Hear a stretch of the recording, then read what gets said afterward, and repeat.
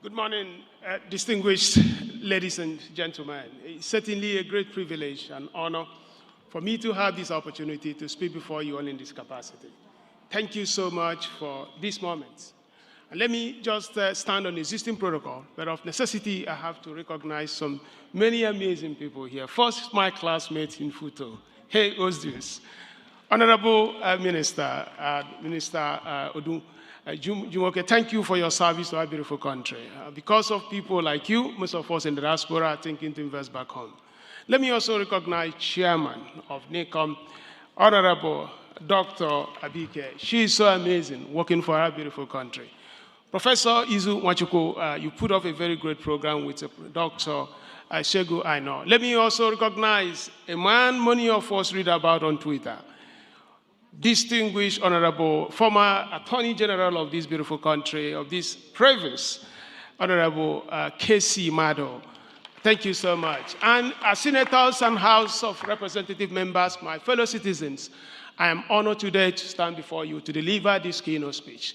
I will have a conversation with you titled, How the Diasporans Can Actually Build Wealth and Prosperity Through the Nigerian Capital Markets, and how these capital markets can also become a vehicle to drive shared prosperity and abundance for every person.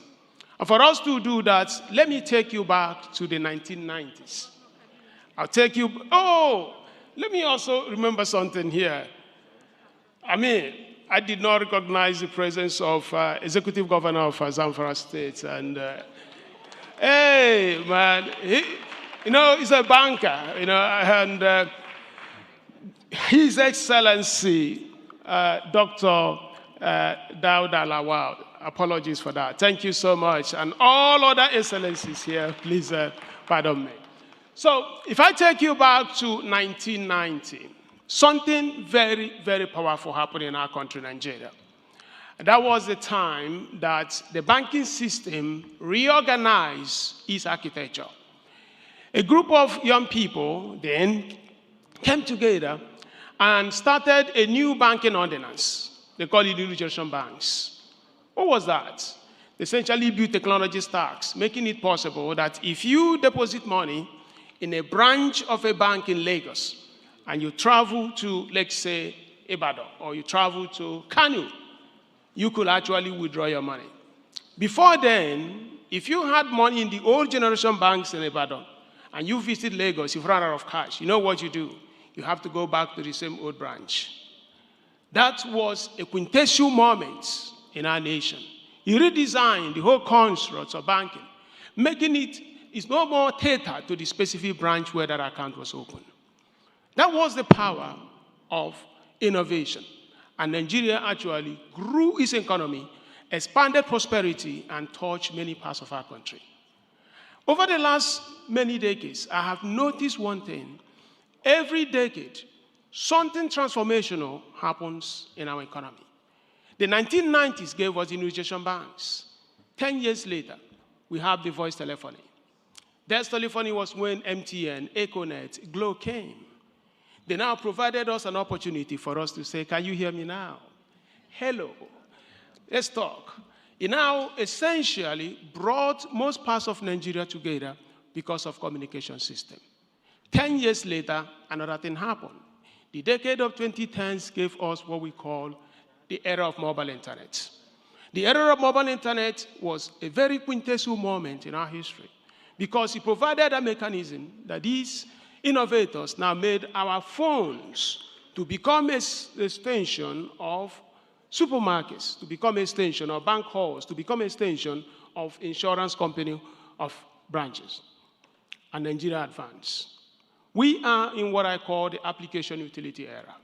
From Yaba to Jos, from Owerri to all parts of our nation, young people are recombining technology stacks to build products and services that has a capacity to transform most parts of our economies. When you look at companies like Paystack, FloraWave, MoneyPoints, they are doing something amazing. But I'm here to tell you something that happened in 2025. What happened in 2025 is going to change Nigeria. The government signed the Investment and Security Act of 2025. They call it the ISA Act of 2025. For me, the ISA Act of 2025 is the most important business legislation in Nigeria in the last 30 years. It has the capacity, it has the possibility to rewire the foundational architecture upon which the Nigerian economy is built. If you have not read it, I challenge you to go and read it. Let me give you a little historical precedence here. In the early 1980s, the Bayh-Dole Act was signed by the United States Congress. What was Bayh-Dole Act?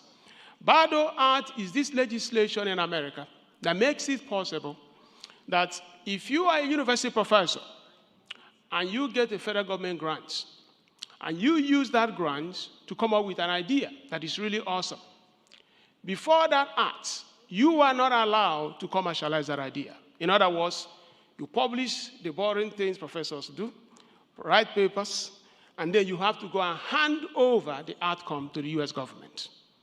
But Senator Barr, Senator Doe changed America for good. And now said, even though the federal government has funded that innovation, that you have the possibility that if you can commercialize it, you own 100%. The Bayh-Dole Act is the reason we have Google today. Without the Bayh-Dole Act, there will not be Google. Google possibly will be somewhere inside a shelf in America. Nigeria has something as consequential through the ISA Act of 2025. And I want us to understand that the government has given us the tools that we need to now go and build and transform our nation. Let me take you back about 2,000 years of GDP. I've written extensively on this in Harvard, and one of the things I have done is to look through how nations develop and how nations advance. If you look at the gross world product over the last 2,000 years, one thing you notice is that nations do not become successful, develop, or become great just because they have smart people. There is always something that is catalytic for a country to advance. Less than 500 years from today, if you look at the GDPs of nations, one of the things you realize that the GDPs of nations were largely flat. In other words, generations of people that lived apart did not experience any major change in their living standards. So generations of people that lived 20 years, 30 years, 40 years apart, they were largely poor. In short, if you go back to natural philosophy, physics, chemistry, mathematics, and biology, the people who pioneered most of the fundamental constructs we depend today, most of them died very poor. They were smart people, but they were not very prosperous people. There was a missing link why that generation gave us compounds, but they did not give us vaccines. So when polio came, polio killed them. When tuberculosis came, tuberculosis killed them. So the question for us today is this: why was it that those people who were smart things that the ISA Act of 2025 has solved? So let me take you there. If you remember your secondary school, junior secondary, social science, arithmetic progression, white human population did not remember that the world could change. Around the late 18th century, America was born as a country. And that birth of America, they started what they call property rights.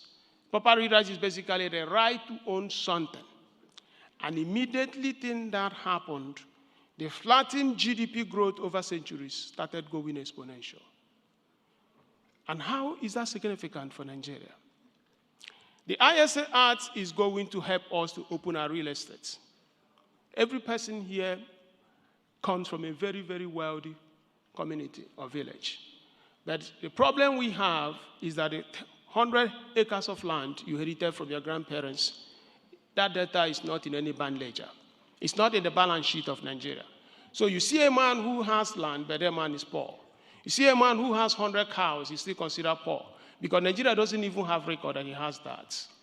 If we get our young people to transition from the era where we are into that prosperity that ISA Act will give us, we are going to see a nation that is extremely very prosperous. In short, I believe that a $1 trillion economy is not enough, because my own postulation that Nigeria should be a $3 trillion economy. And that is a possibility. Because if we fix through the ISA Act our real estate, fix the mining opportunities and the creative opportunity, Nigeria will have a major significant impact. How are we going to do that? How many minutes do I have? Okay, so I can just speak in there. So here is where the diaspora come. The diaspora are going to be like the merchants who existed about 500 years in Europe. Before the property rights were passed in Europe, those merchants were the richest people in Europe. They did not want to invest. Why would I give money to a chemist to turn compounds into vaccine when if after that vaccine has been created, I will not have an opportunity to make money out of that because another person can copy it? But when they brought property rights, those merchants now provided resources, the capital necessary for them to now turn those compounds into vaccine. Nigeria has the arts, the property rights today. Now the question is, how do we fund? Because if you go back to Professor A. Olawale's secondary school economics textbook, he said there were 4 factors of production. And one was so important, capital. Without capital, you cannot velocize those other factors of production. So we want to see the diaspora becoming people who are going that is into capital. So we want to make sure. Even this morning, there was that I decided that these moments that we can actually step forward, whether it is from Zamfara, whether it's to go to Abia State. Government does not have the resources. I'm telling you, fortunately, despite the fact that we don't like to say it, to build those things we desire to see in Nigeria because we don't have the money.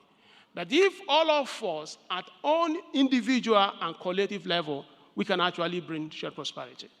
From the beautiful lagoons of Lagos today to the amazing village of Ovim in Abia State.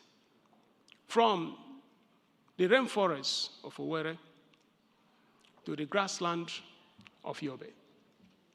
From the plateaus of Jos to the savannah region of Sokoto.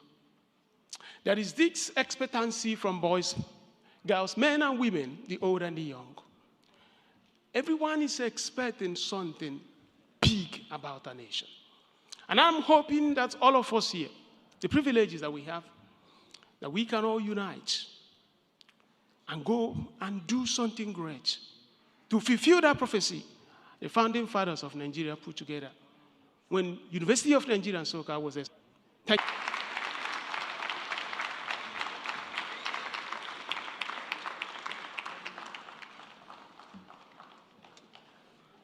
How many of us were impacted by that session by Professor Ekekwe?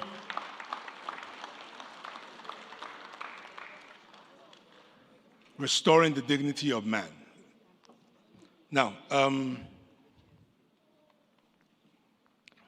I would like to take this moment to just quickly do a little bit more recognitions in the house because, you know, in a room like this, there are a lot of powerful minds and powerful individuals in the room, or more or less you might say people who are making things happen in different spaces as far as Nigeria's growth economically is concerned and on a global scale, okay? So quickly I would like to recognize the presence of Mr. Manji Wilson, who is the representative of Governor of Plateau State. Thank you very much, sir. Please give him a round of applause.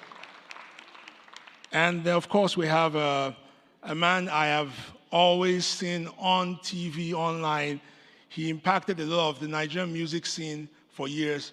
He's none other than Mr. Audu Maikori, and he's represented the governor of Kaduna State. So if you know anything about Chocolate City, MI, Abaga, and all those guys, that's the powerhouse behind them.